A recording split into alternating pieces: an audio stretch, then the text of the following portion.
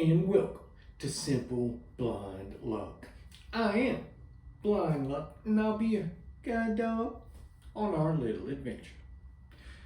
Alrighty, folks, we're going into another edition of Becoming Blind Luck. How I got so just amazingly out of sight. Now, if you've been following the story, in the last one, the staff had started incorporating a wheelchair into my physical therapy, and it was a headache. Not very good. Turns out when you lay in a hospital bed for months on end, a lot of your muscles start to atrophy.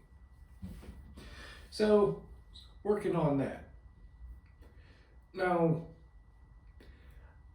I can't really stress enough that although I had amazing family and friends, I had faith and everything, it by no means was an off switch to make things easier all of a sudden. I mean, I still had just constant struggles in really dealing with and accepting the fact that I was all of a sudden blind. But at that same time, there was all the pain from the injury, and I had a hard time because of the stroke affecting my cognitive skills, forming words and getting them out. I wouldn't think nearly as clearly as what I did previously. So turns out when you have all that going on, it can be easy not to notice some other injuries. Now, when my mom would come, she usually would show up on Friday and just stay the entire weekend. Well, she had learned by speaking with the nurses and doctors that they had started incorporating the wheelchair into my therapy, and that it would be okay if she wanted to get me in the wheelchair to go around the hospital or go outside just to go.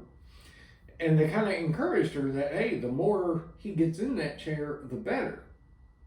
Now, due to just all the effort and struggle it took when I did the wheelchair therapy, honestly, outside the bounds of the therapy, I didn't want anything to do with it. I did not want that chair. And I can't tell you how many times we'd be sitting there in the room and she would, come on, let's go outside. Let's go, I'll go push you around in the wheelchair. You can go outside, all this. And she knew she wouldn't even do the trick that the therapists were doing and make sure the tires were flat on it. She's like, I'll make sure they have air and everything. I didn't want anything to do with it. But being my mother, she knew it was, the more I did it, the better. And I think she also had one little idea in her head that she figured would get me up and willing to go around in that chair. So we're sitting there one day and she asked me, and I just, no, I don't want to go. It hurts. I don't want to get in that chair.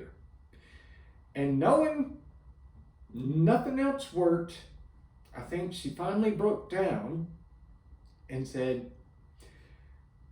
if you get in that chair and go outside, I will give you a cigarette.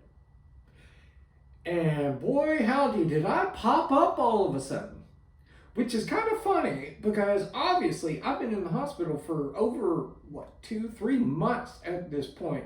Haven't got to smoke once. You would think I should be just fine, but man, that was way too enticing for me. And I slid my happy little butt over into that wheelchair faster than anything. So fast I couldn't even see it, to be honest. But So we go outside, and by going outside and smoking, even though that's bad, I'm not advocating for that. It did help me to come to a realization that there were some other issues from my wreck and my injuries.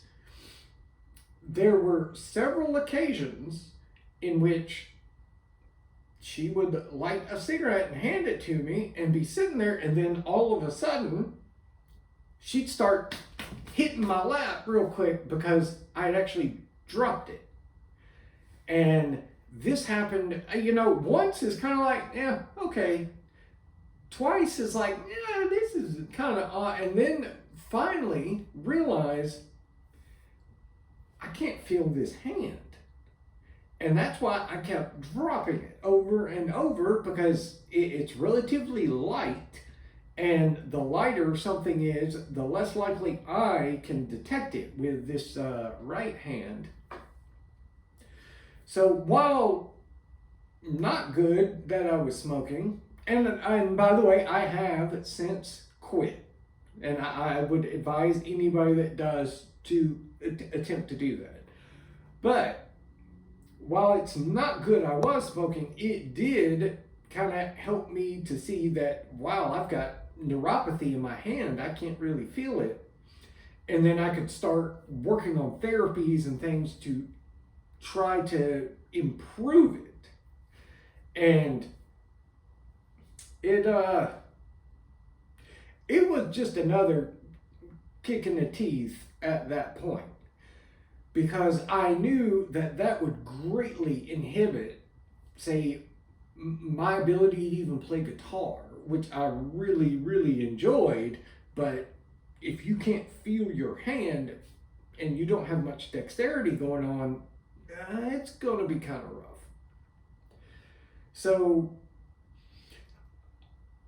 I am thankful that my mom bribed me to go outside by smoking.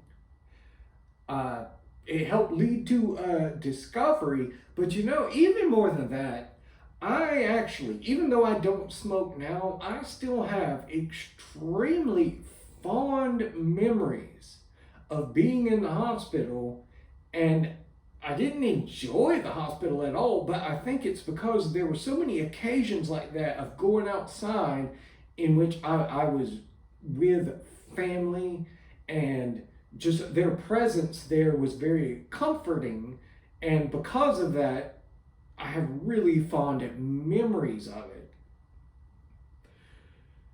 But we're going to pause here. I will get into further episodes on just how the neuropathy, the therapies for that, and things progressed. But I'll leave you with it on the bright side. And for today we have, yeah, I'm blind. But on the bright side, if you are blind and you smoke, and somebody hands you a cigarette backwards so that you end up putting the cherry in your mouth, it'll really help you decide it's time to quit smoking. And with that, I will hear you later.